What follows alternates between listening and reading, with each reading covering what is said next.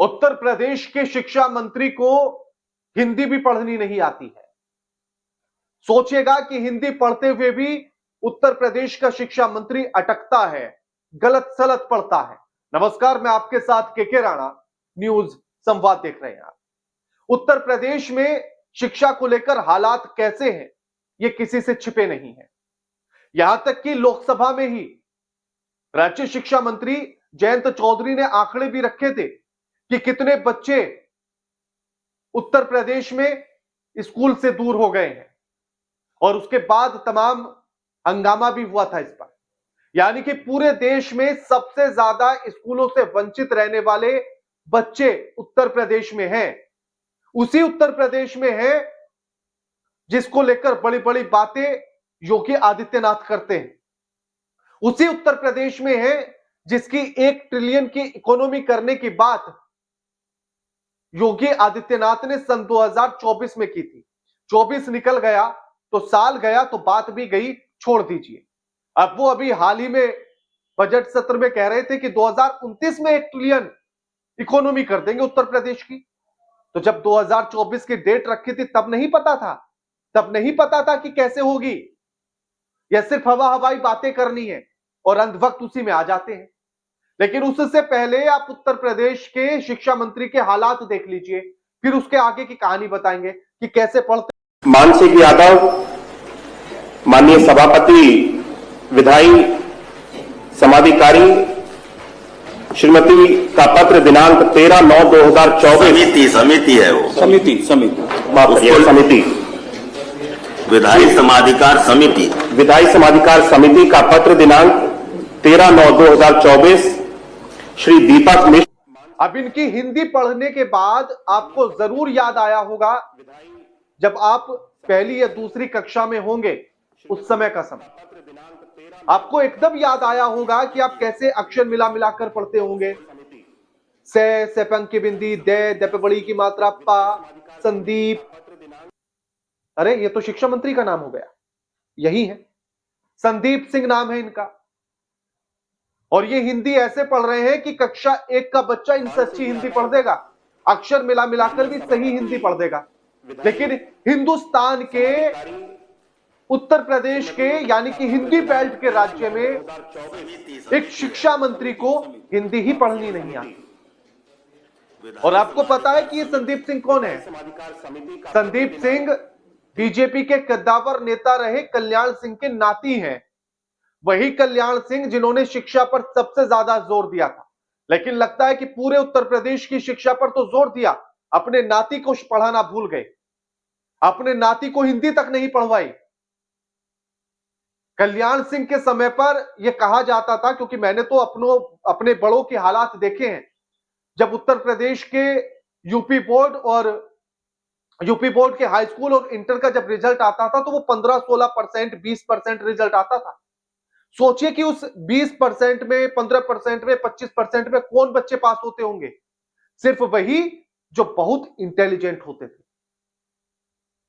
उत्तर प्रदेश की शिक्षा का स्तर बहुत अच्छा कर दिया था। हाई स्कूल पास करना उस समय पर आप मानकर चलिए कि आपने पूरी पढ़ाई कर ली अगर आप हाई स्कूल पास कर गए थे। उस समय पर बच्चे ये दुआ बनाते थे कि अरे 33% ही आ जाए लेकिन पास करा दे बस भगवान। ये इस तरह की व्यवस्था की थी उन्होंने। इतनी सख्त कॉपियां चेक होती थी, इतने खींचकर नंबर दिए जाते थे कि बहुत पढ़ने वाला, बहुत मेहनत करने वाला, अच्छे से पढ़ने वाला, अच्छे से समझने वाला, अच्छे से लिखने वाला बच्चा ही पास होता था। उस समय पर पास होना, मान लीजिए आपकी बेहतरीन यानी कि गजब का इंटेलिजेंट छात्र था वो, जो उस समय पर पास हो गया। लेकिन लगता है कि कल्याण सिंह अपने ही नाती को पढ़ाना भूल गए। पूरे उत्तर प्रदेश को पढ़ाते पढ़ाते उन्हीं के नाती को हिंदी पढ़नी नहीं आती है। सोचिएगा, जो पार्टी राष्ट्र हितैषी है, जो पार्टी ये कहती है कि देश उसके लिए सर्वोपरि है, जो पार्टी हिंदी यानी कि हिंदुस्तान की बात करती है तो हिंदी की बात करती है, और उसी के मंत्री को हिंदी नहीं आती है। इससे ज्यादा शर्म की बात कुछ नहीं हो सकती। उत्तर प्रदेश की जनता के लिए भी इससे बड़ी शर्म की बात नहीं हो सकती। करते हुए उसे इस बात पर शर्म करनी चाहिए कि उसने कैसे जनप्रतिनिधि को चुनकर विधानसभा के भीतर भेजा, उसने कैसे जनप्रतिनिधि को मंत्री तक बनवा दिया जिसे हिंदी तक पढ़नी नहीं आती। जिसे हिंदी पढ़नी नहीं आती तो आप सोचिए कि आप अपनी शिकायत अगर शिक्षा मंत्री को हिंदी में लिख कर देंगे तो वो क्या पढ़ेंगे आपकी शिकायत। समिति का तो उन्होंने समाधि बना दिया, अब किसकी समाधि बना दी ये नहीं पता, लेकिन मानकर चलिए कि उन्होंने उत्तर प्रदेश की शिक्षा की समाधि बना दी है। मानसिक यादव अब ये हालात है मंत्रियों के, तो आप उम्मीद करते हैं कि उत्तर प्रदेश के हालात कैसे होंगे? आप उम्मीद करते हैं कि उत्तर प्रदेश में शिक्षा के हालात कैसे होंगे? समिति है वो। 10 लाख 12 लाख बच्चे तो ऐसे हैं जो स्कूल से महरूम रह गए, स्कूल नहीं पहुंच पाए, स्कूल से वंचित रह गए। कितने बच्चे हैं कि जिन्होंने 5वीं पार कर ली तो फिर स्कूल का मुंह नहीं देखा। ये हालात है उत्तर प्रदेश के, उसी सरकार के जो उत्तर प्रदेश को नंबर 1 बनाना चाहती है, उसी सरकार के जो उत्तर प्रदेश की इकोनॉमी को 1 ट्रिलियन बनाना चाहती है। कैसे? अनपढ़ रखकर। लेकिन इतना जरूर तय मानिएगा कि अनपढ़ रहेगा उत्तर प्रदेश तो अंधभक्त बनेगा उत्तर प्रदेश।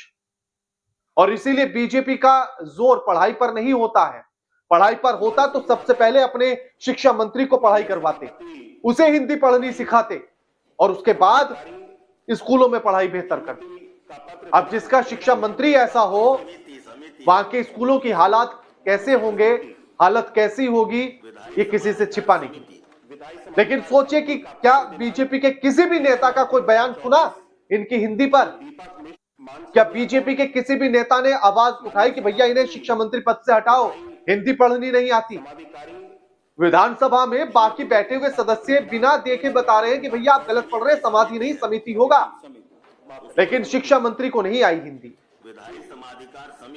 तो बीजेपी के लोग कब इनसे इस्तीफा मांगेंगे? कब इन्हें शिक्षा मंत्री के पद से मुक्त करके किसी स्कूल में भर्ती करवाइए, इन्हें प्राइमरी में फिर से इनकी केजी और एलकेजी चलवाइए, फिर इन्हें कक्षा 1 पढ़वाइए, तब जाकर ये हिंदी पढ़ना सीखेंगे। और वंशवाद की राजनीति भी यही देख लीजिए। कल्याण सिंह के नाती हैं तो शिक्षा मंत्री तक बन गए, वरना कितने पढ़े लिखे और बेहतर नेता और भी हैं, उनको मिला क्या मौका ये? लेकिन आप अगर किसी बड़े नेता के रिश्तेदार हैं, उसके परिवार से हैं, तो आप अनपढ़ भी हैं तब भी शिक्षा मंत्री हो सकते हैं, जैसे ये हो गए हैं। ये तेजस्वी यादव पर तो बीजेपी के लोग तमाम आरोप प्रत्यारोप करते हैं, लेकिन अपने नेता की तरफ भी आंख उठाकर देखें, उसके लिए भी उसी तरह से आक्रामक हो जैसे तेजस्वी यादव पर या तेज प्रताप यादव को लेकर रहते हैं, तो अच्छा लगेगा। लगेगा कि आप सच की बात करते हैं, लगेगा कि आप नैतिकता की बात करते हैं, वरना तो राजनीति तो सब करते हैं। बाकी आप इन मंत्री के बारे में क्या लिखना चाहते हैं हिंदी में कमेंट करके बताइएगा, क्योंकि आप लिख कुछ भी दीजिए पढ़ नहीं पाएंगे, समिति का समाधि पढ़ देंगे। बाकी आप कमेंट जरूर कीजिएगा, वीडियो लाइक कीजिए, शेयर कीजिए और चैनल को सब्सक्राइब करना मत भूलिएगा। नमस्कार।